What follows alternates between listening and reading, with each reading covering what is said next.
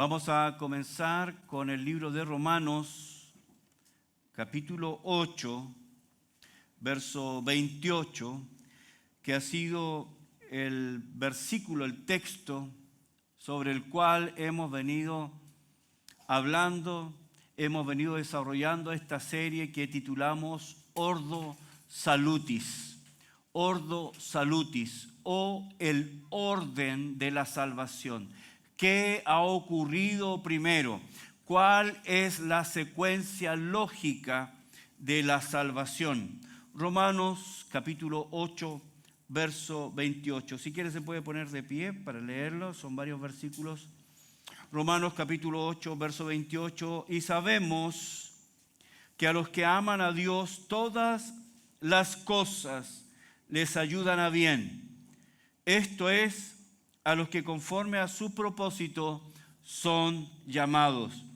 Porque a los que antes conoció, también los predestinó para que fuesen hechos conforme a la imagen de su Hijo, para que Él sea el primogénito entre muchos hermanos. Y a los que antes predestinó, a estos también llamó, y a los que llamó, a estos también justificó, y a los que justificó, a estos también glorificó. Ahora vamos a leer el verso 14 de mismo Romanos 8. Romanos 8, verso 14 y 15. Dice, porque todos los que son guiados por el Espíritu de Dios, estos son hijos de Dios. Pues, escuche esto, pues no habéis recibido el espíritu de esclavitud para estar otra vez en temor, sino que habéis recibido el espíritu de adopción, por el cual clamamos, Abba, Padre. Gálatas ahora. Libro de Gálatas, capítulo 3. Gálatas, capítulo 3, verso 26.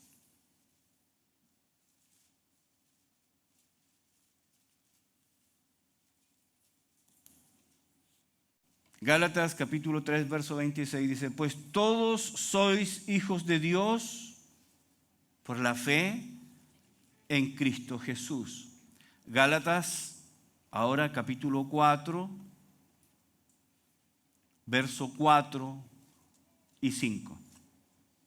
Gálatas capítulo 4, verso 4 y 5. Pero cuando vino el cumplimiento del tiempo, Dios envió a su Hijo nacido de mujer y nacido bajo la ley, para que redimiese a los que estaban bajo la ley, a fin de que recibiésemos la adopción de hijos. Y por cuanto sois hijos, Dios envió a vuestros corazones el espíritu de su Hijo, el cual clama, Abba, Padre. Así que ya no eres esclavo, sino hijo. Y si hijo, también heredero de Dios por medio de Cristo. Oramos, Señor, esta mañana. Oramos, Señor, esta mañana para reconocer nuestra ignorancia, reconocer que nos falta tanto por comprender. Seguramente hemos leído tantas veces estas porciones, tantas veces, sin poder todavía entender a plenitud lo que esto significa. Es por eso, Señor, que te pedimos que abras tu palabra para nosotros, que nos enseñes. Te pido, Señor, que con toda claridad, pero al mismo tiempo con mucha profundidad, nos enseñes la doctrina de la adopción. Háblanos, Señor, enséñanos. Te pido que el mismo Espíritu que inspiró tu palabra, el mismo Espíritu unja este mensaje y nos unja para oír y también nos unja para vivir en esta verdad. Oramos en el nombre de tu Hijo Jesús. Amén. Tomen asiento, hermanos.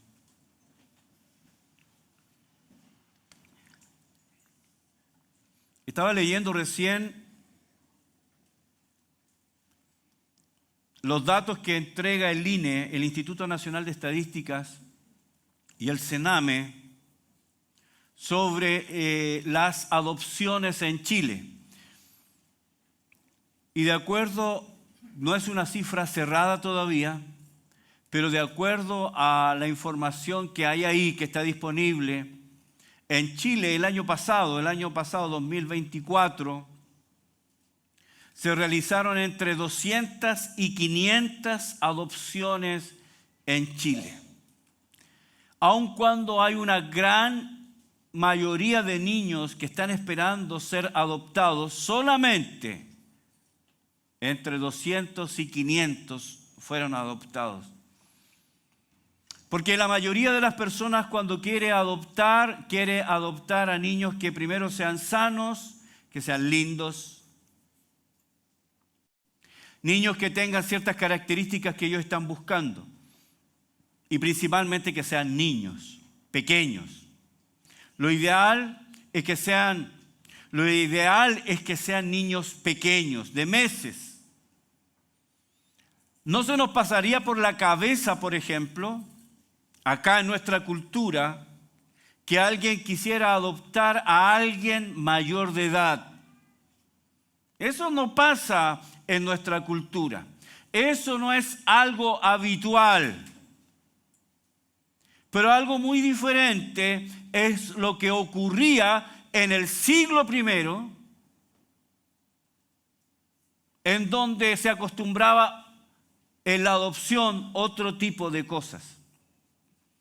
Y basado en el concepto, basado en el hábito, basado en lo que ocurría en Roma del siglo I, es que Pablo nos escribe tanto en el libro de Romanos como en el libro de los Gálatas respecto de la adopción. La adopción. Y eso es el tema de esta mañana en esta serie. Este es el mensaje número 6, hablando del tema de la Ordo Salutis. Dijimos que Ordo Salutis, ya lo hemos dicho, Ordo Salutis es el orden de la salvación. ¿Qué acontecimiento es primero, segundo, tercero? En donde hay una armonía, una cascada armónica, un paso siguiendo al otro. Uno es el fundamento del otro y otro, ¿cierto?, recibe la influencia del anterior. Secuencias lógicas. Y hemos visto nueve secuencias lógicas. Comenzamos con la elección. Permítame hacer un repaso. La semana pasada no estuve, entonces permítame hacer un repaso para refrescar este tema. Comenzamos con la elección. Dios desde toda la eternidad y por su santo y determinado consejo, su sabio consejo, por algo que Él determinó desde antes de la fundación del mundo, ha escogido a un grupo específico de seres humanos para que sean el objeto de su gracia y de su misericordia. Este grupo específico se llama los escogidos. ¿Ok? Él ha escogido. Ayer hablábamos un poco con los hermanos respecto de este tema, ¿no?, de la elección desde toda la eternidad. Y debemos saber, hermanos, que nunca ha existido un momento en la historia del universo, no ha existido un momento en que Dios no haya existido. Dios siempre ha existido. No ha habido un momento en que ¡pop!, tenemos a Dios. Él siempre ha sido. ¿Y quiere que le diga algo? Siempre será. siempre será. Siempre ha sido, siempre será. Esto viene y golpea nuestras mentes naturales porque nuestra mente natural siempre está acostumbrada a un principio, un nacimiento, un desarrollo y una muerte. Un principio y un fin. Siempre es igual. Un trabajo nuevo llega a un fin. Alguien nace para luego morir. Pero nuestro Dios nunca tuvo un principio. Nunca hubo un momento en que Dios no era. Siempre Él ha existido y siempre existirá.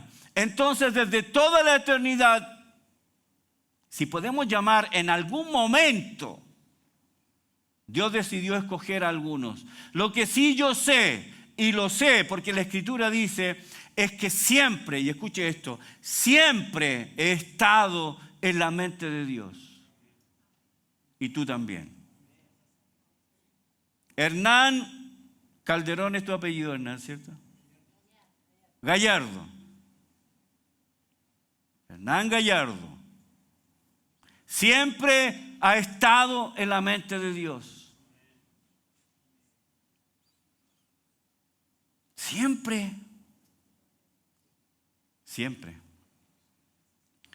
Escogidos, ese grupo, porque son buenos, porque son mejores, porque son santos. No. Él nos escogió por el puro afecto de su voluntad. Punto. Ahora, número 2. A todos aquellos que Él ha escogido, Él los ha llamado eficazmente. Recuerden que vimos que hay dos tipos de llamado. Un llamado general que todo el mundo oye. Nadie podrá decir en ese último día, nadie me dijo, yo no oí. No escuché tu llamado, Señor. Los cielos cuentan la gloria de Dios. El firmamento anuncia la obra de sus manos. La conciencia. Romanos capítulo 2, verso 16. La conciencia nos dice, la conciencia nos habla de que hay un Dios creador. Como decía Calvino, todo ser humano tiene lo que se conoce como el sensum divinitae. El sensum divinitae quiere decir que cada ser humano sabe en el fondo de su corazón que hay un Dios creador. La ley de Dios es un testimonio. El mismo Señor Jesucristo es un testimonio, un llamado general. Dios llamando a todos. Eso es llamado general. Pero a todos que escogió los llama eficazmente. Higinio, me contaba su testimonio Higinio. Eliseo, yo estaba ahí cuando Dios llamó a Eliseo. Desde toda la eternidad. Aquellos que escogió los llama eficazmente. Y número 3, cuando los ha llamado eficazmente, los regenera. Puesto que nosotros estábamos muertos en delitos y pecados. Efesios capítulo 2, verso 1. ¿Quién estaba muerto en delitos y pecados? Todos nosotros. Muertos en delitos y pecados. Y éramos por naturaleza, escucha esto, éramos por naturaleza hijos de ira. Pero Él nos dio vida, estábamos muertos. Teníamos vida biológica, vida de alma, pero no teníamos vida espiritual. Podíamos ser seres religiosos, personas religiosas. Podíamos ir a la iglesia, podíamos llorar por la pasión de Cristo en Semana Santa. Podíamos hacer votos, voy a ser mejor, voy a ser una mejor persona, pero todavía estábamos muertos. Pero cuando oímos el llamado de Dios, nos dio vida cuando estábamos muertos. Ahora estamos vivos. He recibido, estoy hablando en primera persona, pero es para todos, ¿cierto? Hemos recibido vida divina. Dios sopló en nosotros vida divina. Antes estábamos muertos, pero ahora estamos... Porque Dios no es un Dios de muertos, sino que Él es un Dios de vivos. Y estamos vivos. Y luego ahora que estamos vivos,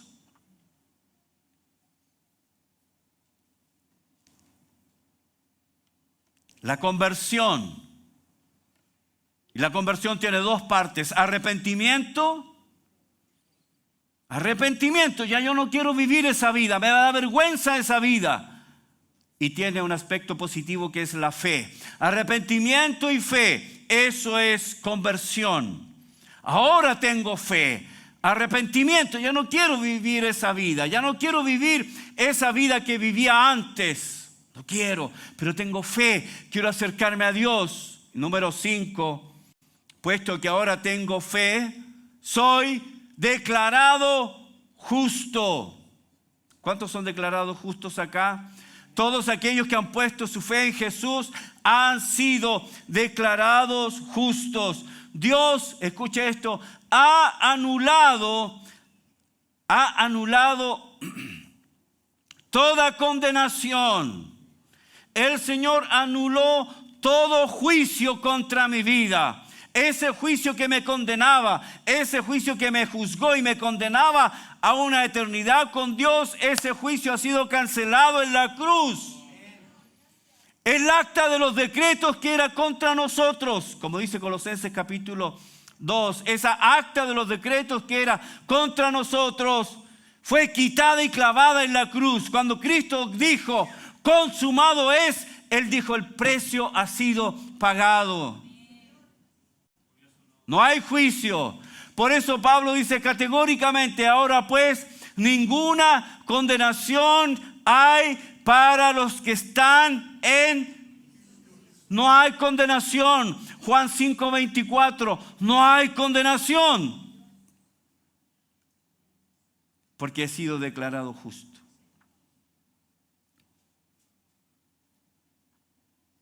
Y en base a eso, en base a la justificación, ahora Dios nos hace legítimamente sus hijos. En esto que conocemos como adopción. La adopción, hermanos. Vamos a Romanos, capítulo 8, verso 15.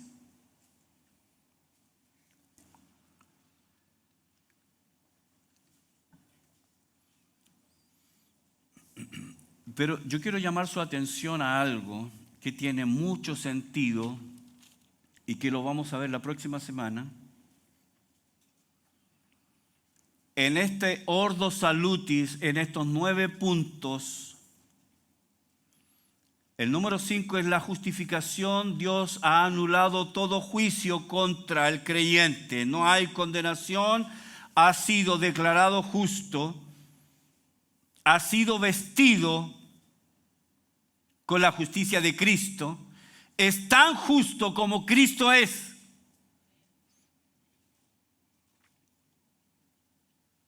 Es tan justo como Cristo es justo. ¿Se acuerdan del ejemplo que di sobre el príncipe y el mendigo? El mendigo fue vestido con las ropas del príncipe y fue tratado como príncipe aún siendo mendigo. El creyente ha sido vestido con la justicia de Cristo, aunque todavía está en proceso de santificación. Entonces el número 5 es justificación, que no es un proceso. La Iglesia Católica Romana enseña que la justificación es un proceso hasta llegar a ser, hasta convertirse en justo. Eso no enseña la Biblia. La justificación es un acto, lo mismo que la adopción. Dios me ha vestido con la justicia de su Hijo. Y número 6, en la adopción, Él me ha hecho su Hijo legítimo para siempre. Y lo que vamos a ver la próxima semana, después de eso viene la santificación.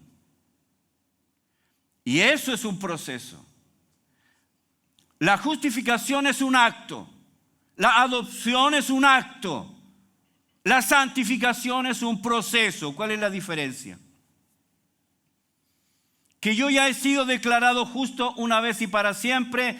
Tengo la justicia de Cristo. Soy tan justo como Cristo es justo. ¿Soy adoptado? ¿Soy hijo legítimo? Ahora entré a la familia divina. Dios es mi Padre. Y tan seguro que es mi Padre que puedo decirle Abba, Padre. Soy hijo legítimo una vez y para siempre. Ahora, eso es la base, es el fundamento sobre el cual Dios comienza un proceso de santificación. Le estoy dando un anticipo del mensaje de la próxima semana. No deje de venir. No son dos mensajes en uno, es un anticipo. En el proceso de santificación, Dios me va formando a la imagen de Cristo. En este proceso de santificación, en donde tengo victoria y tengo derrota. A veces más derrota que victoria. En donde tengo esa lucha con mi carne, tengo la lucha contra Satanás y contra el mundo. Ese proceso de santificación es bastante inestable. Lo que pasa es que algunos creyentes han puesto el énfasis de su relación con Dios en la santificación. Y eso los hace vivir en temor, los hace vivir en inseguridad. Tal vez ya Dios no me quiere porque me equivoqué. Tal vez ya Dios no me acepta porque pequé. Tal vez Dios ya no me acepta porque no he podido vencer este pecado. Tal vez ya no me acepta. Eso es santificación. Proceso, lucha, victoria, derrota, inestabilidad. Pero eso ocurre sobre la base de la justificación y la adopción. A pesar de que estoy aquí arriba y abajo, nunca dejaré de ser justo y nunca dejaré de ser hijo. ¿Cuántos de ustedes se han sentido condenados por su vida espiritual, por su proceso de santificación? ¿Cuántos de ustedes? ¿Yo nomás? ¿Alguien? 3, 4. Todos nos hemos sentido frustrados. Pero qué bueno que mi santificación no anula la justificación y la adopción. Dicho eso, vamos a entrar en el tema. Romanos capítulo 8, verso 15. Pues no habéis recibido el espíritu de esclavitud para estar otra vez en temor, sino que habéis recibido el espíritu de adopción por el cual clamamos, Abba, Padre. Este versículo 15 comienza con la palabra en el español pues, que también puede ser un por qué. Y este, hermanos, es un término explicativo. Lo que Pablo va a explicar aquí es nuestro vínculo con Dios. Lo que Pablo va a explicar acá es nuestra filiación con Dios. Ahora que hemos sido escogidos, llamados, regenerados, entramos en lo que se conoce como la conversión, arrepentimiento y fe, después la justificación. Ahora Pablo nos va a hablar de nuestro vínculo con Dios. Ya no es ese Dios lejano, no es ese Dios allá distante. Lutero mencionaba que él veía a Dios como un Dios colérico, airado, con un espíritu dispuesto a castigar severamente al que no cumplía con sus mandatos y sus leyes. ¿Recuerdan ustedes que Zeus, el principal dios pagano, el dios griego, tenía en su mano rayos? ¿Ok? Porque en la mente del hombre Zeus estaba ahí dispuesto a César se equivocó, ¡tac! Un rayo. La Mónica se equivocó, ¡tac! Un rayo. Eso es lo que había en la mente. Pero Pablo nos quiere decir, hermanos, puesto que hemos recibido la vida por medio de la regeneración, hemos recibido el arrepentimiento y la fe en nuestra conversión y hemos sido declarados justos, tan justos como Cristo en el acto de la justificación, entonces ahora Pablo nos va a hablar cuál es el vínculo entre el creyente y Dios. ¿Cuál es el vínculo? ¿Cuál es la filiación? Y él dice claramente, pues, o porque no habéis recibido el espíritu de esclavitud. En el nuevo nacimiento, hermanos, quiero decirle que no hemos recibido un espíritu de esclavitud. Lo que está diciendo Pablo acá, sus oyentes, los lectores de esta carta, entendían lo que era la esclavitud. Roma, la capital del imperio, estaba mayoritariamente habitada por esclavos. Había esclavos para todo, para los quehaceres, para el aseo del hogar, para la educación de los hijos, para acompañar a las mujeres. Esclavos que eran dedicados al placer sexual, esclavos que no tenían voluntad propia, no podían ejercer voluntad propia, estaban esclavos, estaban dominados y controlados por alguien, y si fallaban, si se equivocaban o quisieran escapar, sobre ellos caía el peso de la muerte. Entonces no es una situación agradable, la esclavitud nunca lo fue. Y Pablo dice que después de nuestro nuevo nacimiento, nosotros no hemos recibido un espíritu de esclavitud.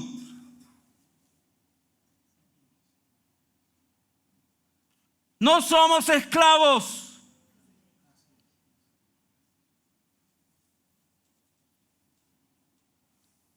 Pablo dice que no podemos vivir en esclavitud porque Él no nos ha dado un espíritu de esclavitud. Ya no somos esclavos. El Señor me compró en el mercado de esclavos y me hizo libre. Agorazo, exagorazo y lutró. 3 palabras que se traducen como redención. Comprar en el mercado de esclavos. Él me compró. Pagó un precio por mí. Su sangre fue el precio. Entonces ya no soy esclavo. Pero ¿sabe qué? Lamentablemente el legalismo en muchas iglesias convierte a creyentes en esclavos. Cuidado, puedes perder tu salvación. Cuidado. ¿Hiciste eso? Oh, qué feo. Pierdes tu salvación. Gente, creyentes nacidos de nuevo que viven en esclavitud y se vuelven esclavos. Pablo dice, ese legalismo condicionado nos llena de temor esclavizante. Ser esclavo es ser dominado por otro, controlado, subyugado, la esclavitud del miedo. Muchos creyentes viven en miedo, en temor, porque han sido amenazados. Eso es un espíritu de esclavitud. Entonces Pablo dice que no hemos recibido un espíritu de esclavitud para estar otra vez en temor, sino, idea contraria, sino que no hemos recibido espíritu de esclavitud para estar otra vez en temor. No hemos recibido ese tipo de espíritu, ese espíritu de esclavitud que subyuga al creyente, sino que habéis recibido el espíritu, otro espíritu, completamente diferente. No un espíritu de esclavitud, no un espíritu de miedo, no un espíritu de condición. Esto es lo que tienes que hacer para ir al cielo. Tienes que cumplir esto, tienes que cumplir esto, tienes que cumplir esto, tienes que hacer esto. Y al final, ni siquiera sé si soy salvo. Eso es esclavitud. Quiero decirle que eso es dominio sobre gente. Quiero decirles además que mucha gente que va a diferentes iglesias va ahí porque tiene miedo. Porque le enseñan, si no viene A mí me dijeron eso, que ahí en la puerta hay un ángel con la lista de la iglesia. ¿Vino Eliana Martínez hoy día? A ver, no la veo. Ah, sí vino. Ticket.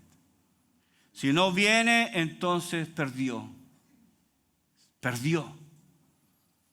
Todo es condicional. Condicional. Vida condicional. Eso es una vida bajo temor. Eso es esclavitud. Eso no es el evangelio. Eso no es el evangelio. No importa si esa iglesia tiene un tremendo cartel que dice iglesia evangélica tanto. No importa lo que diga. No es el evangelio.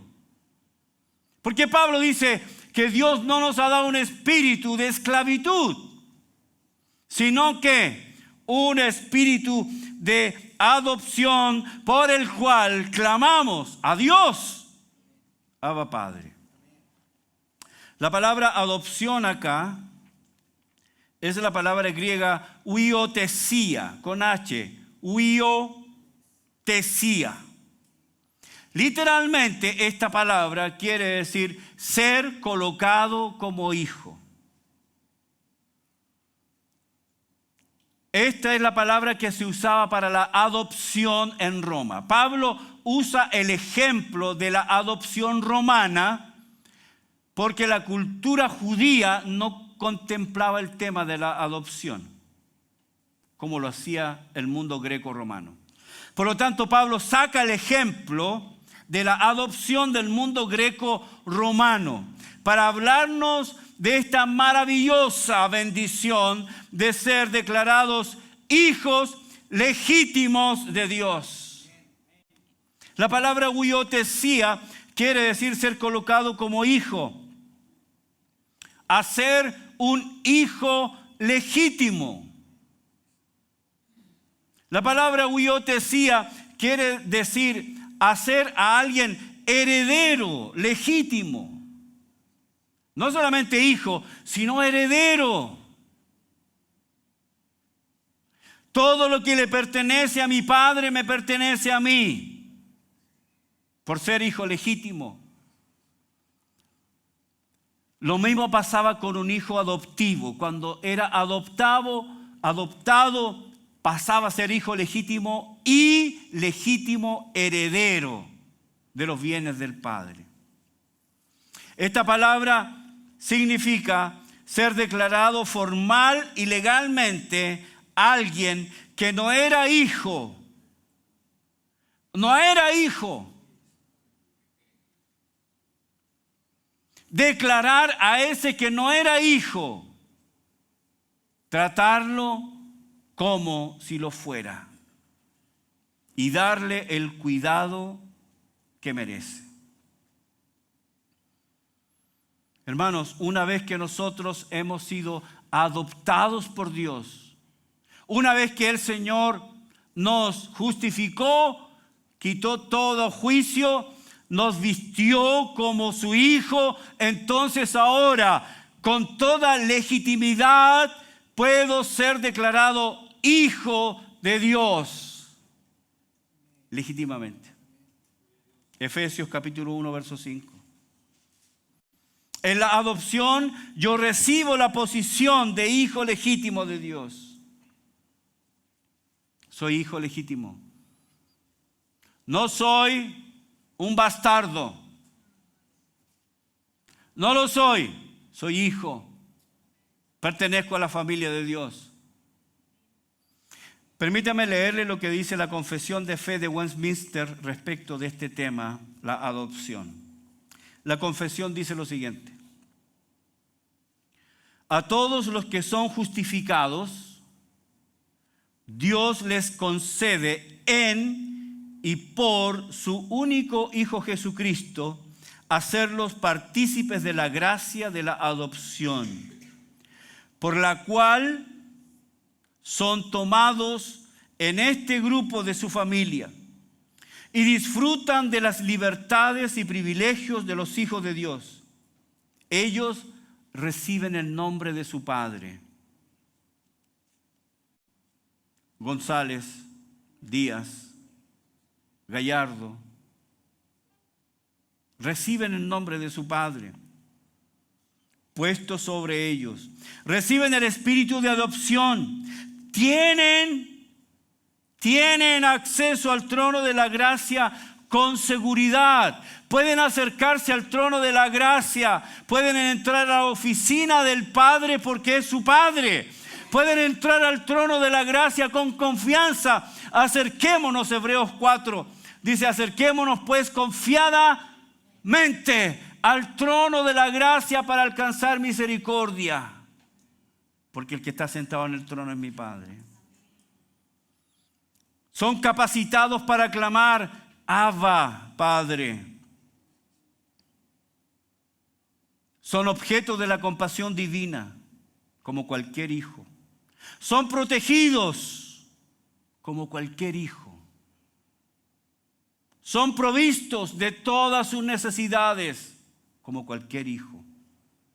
También son disciplinados por ser hijos.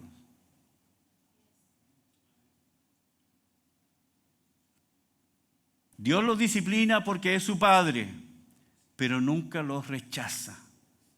Porque han sido sellados por el Espíritu Santo para el día de la redención y heredarán las promesas como herederos de la salvación eterna.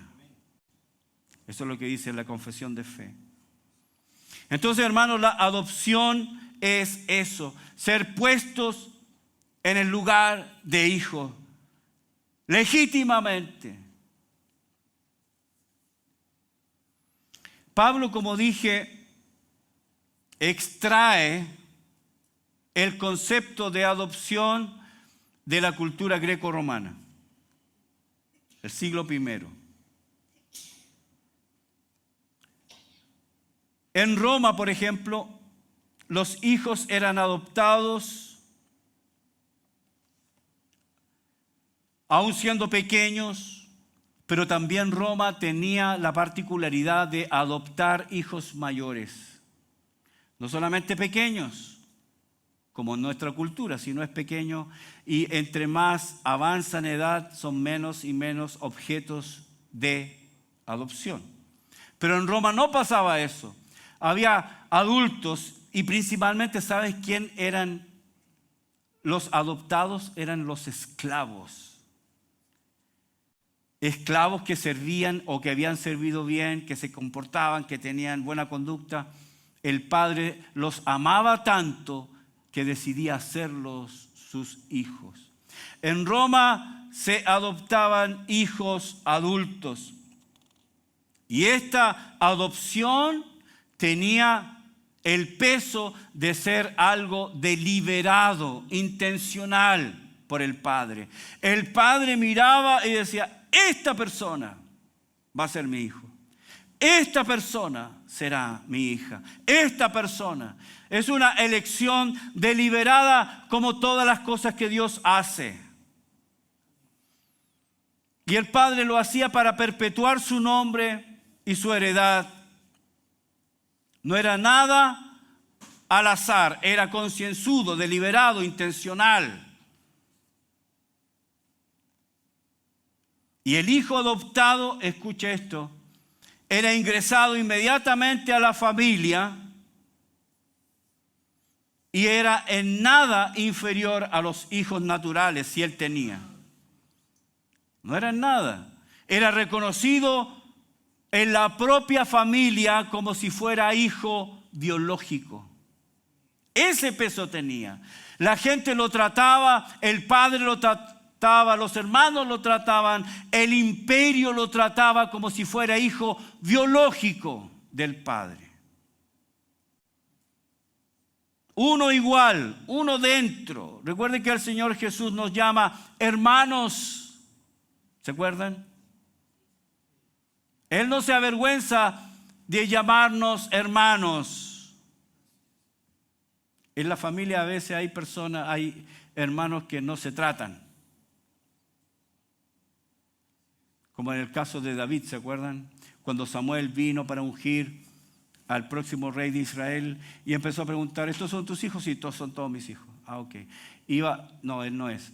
No es.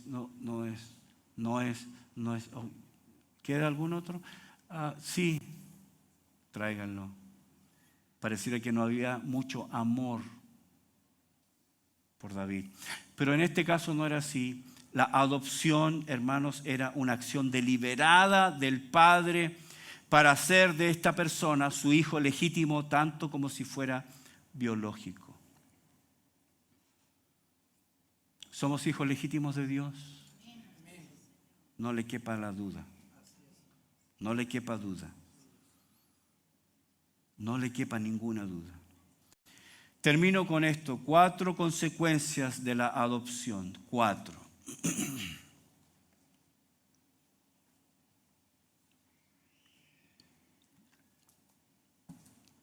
Número 1. El adoptado, piensa en esto en términos espirituales, ¿ok? El adoptado perdía todos los derechos de su antigua familia. Claro, porque entraba una nueva familia. Perdía todos los derechos de su antigua familia, pero adquiría los derechos de hijo legítimo en su nueva familia. Y obtenía un nuevo nombre, un nuevo padre, una nueva familia. Si bien perdía todo lo de antes, perdía su nombre, perdía los derechos que normalmente, como dije, normalmente las personas adoptadas en Roma eran esclavos. Entonces, perdía los derechos de una familia que era normalmente pobre, miserable, pero adquiría los derechos de una familia que era rica, de un padre rico, y el padre le daba su nombre. Ahora ya no te llamas así, ahora te llamas así. Y la Biblia dice en Apocalipsis que Dios nos dará un nuevo nombre. Ya no te llamarás esclavo, ya no te llamarás perdido, ya no te llamarás pecador, ya no te llamarás incrédulo, te llamarás hijo del Altísimo.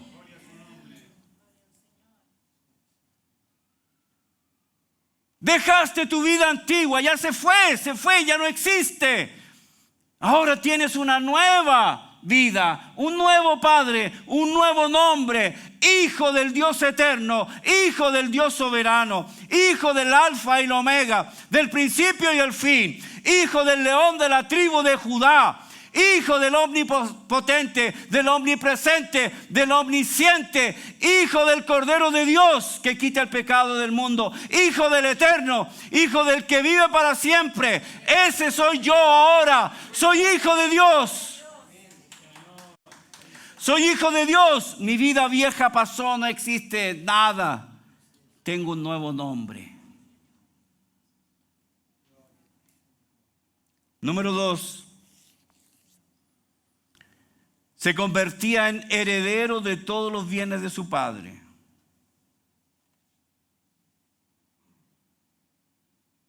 Le correspondía por derecho heredar todo lo que su padre tenía. Si él era rico, él iba a ser rico.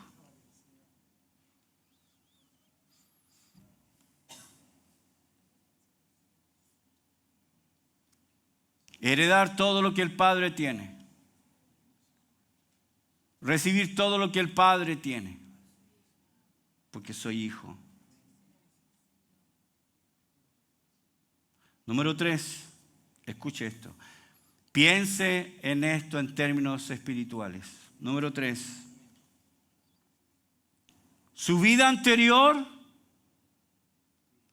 era borrada de todos los registros por completo. Su vida pasada no existe, ha sido borrada de todos los registros. Escuche esto. Si tenía deudas, todas esas deudas se cancelaban. Porque era una nueva persona. Había nacido una nueva persona, tenía otro nombre, estaba vinculado a otra familia.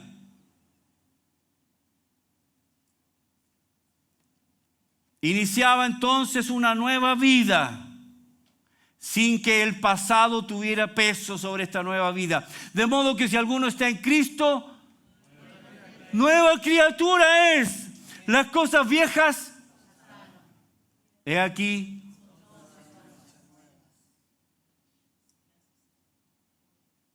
El pasado no existe, fue borrado. No hay registro del pasado, no hay. Entonces Él inicia una nueva vida, como si el pasado no existiera. Y de hecho, desde el punto de vista romano, el pasado no existía para esa persona. Si debía millones, al momento de la adopción no debe nada. No existe esa deuda, porque esa persona murió. Esa persona ha muerto. Tenemos una nueva persona. Y número 4, ante la ley romana se consideraba esta persona como absolutamente hijo de su padre.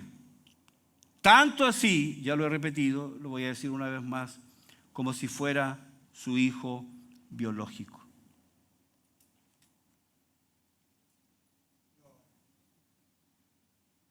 Eso es adopción.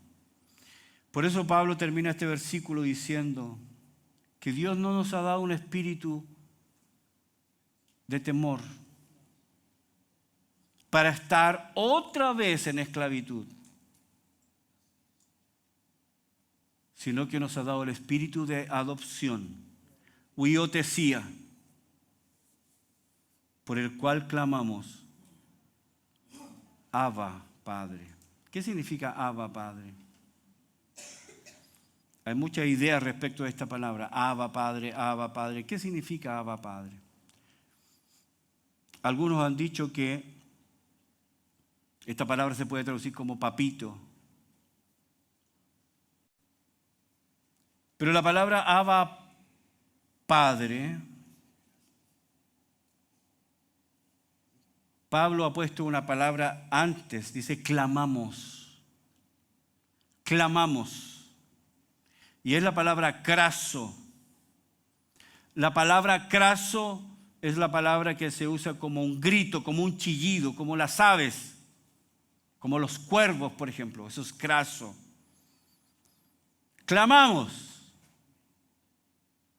Y luego dice Abba, Padre. Abba, Padre es la palabra onomatopéyica. Ustedes saben que las palabras onomatopéyicas son las palabras que se usan para hacer ruidos. Por ejemplo, decimos, ¿cómo dice el pollo? Muy bien. ¿Cómo dice el perro? Tenemos una jauría aquí. Eso es palabras onomatopéyicas. Es decir, lo que él está diciendo es lo que los niños pequeños dicen a sus padres cuando están recién aprendiendo a hablar. Eso es Abba, Padre. ¿Cómo te dijo tu hijo? Lo primero que te dijo, ma. ¿Cómo te dijo a ti? Pa, papá. ¿Cómo te dijo? O los nietos, César. Abu. Abu. Escuchamos a la nieta de César. Abu, Abu. Eso es onomatopéyico, Abu. Es la palabra del corazón tierno de un hijo hacia su padre. Y le dice, Abu. Recuerden que el Señor Jesús ahí en el Getsemaní dijo, si es posible, Padre, pasa de mí esta copa. Abba, Padre. Abba, Padre. Dios, aquí en mi quebranto, en mi dolor, Abba, Padre, Abba, Padre. Abu. Son las palabras tiernas que nacen del corazón de un hijo, esperando la respuesta de su padre, Abba, Abba. Y a veces no tiene traducción, y a veces ni siquiera entendemos lo que decimos, porque son palabras que salen del corazón y que solamente Tú y Dios conoce. Es una relación personal, porque Él ahora es mi Padre y tengo una relación personal con el Dios del cielo.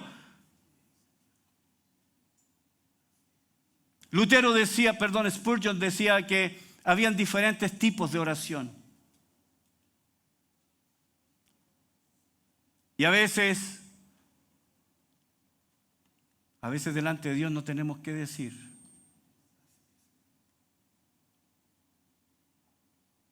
Y a veces lo único que hacemos es llorar. Spurgeon decía que esa era una oración líquida, porque salía del corazón. Abba, Abba, Abba.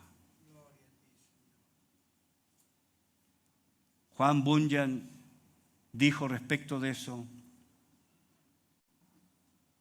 que a veces nuestro corazón se queda sin palabras cuando oramos. Pero Él dijo, pero que nunca tus palabras se queden sin corazón. Puedes quedarte sin palabras, que tu corazón se puede quedar sin palabras, pero que tus palabras nunca se queden sin corazón. Tal vez a veces no tenemos nada que decir, nada. Y la situación y el dolor y la angustia y la incertidumbre y la pena nos abruman y no tenemos nada que decir. Pablo dice que tenemos un espíritu de adopción y tenemos un contacto y una comunión privada con Él y tenemos el privilegio de llamarlo Abba. Abba, Abba, Abba, Abba Padre. Abba Padre. Abba Padre. Abba Padre. En el momento en que no haya palabra, Abba. Señor, esta mañana oramos a ti.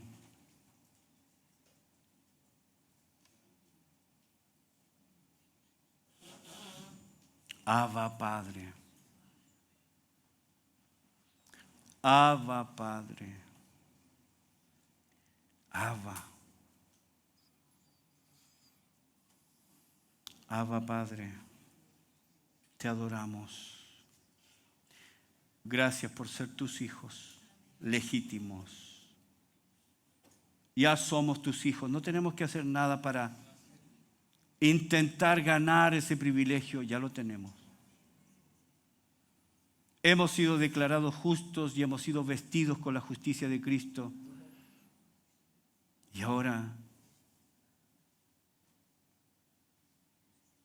hemos sido declarados hijos legítimos. Señor, gracias. Y podemos decir con toda confianza al Rey del universo, al Rey del cielo, al soberano Dios, que los ángeles, los seres espirituales cubren sus rostros, cubren sus pies. Y podemos decir, Abba Padre, Abba Padre, Abba, Abba. Gracias, Señor, por tu palabra. Gracias por lo que has hecho, Señor. Esta salvación tan grande. Te bendecimos, Señor, y te honramos en el nombre de tu Hijo Jesús. Amén.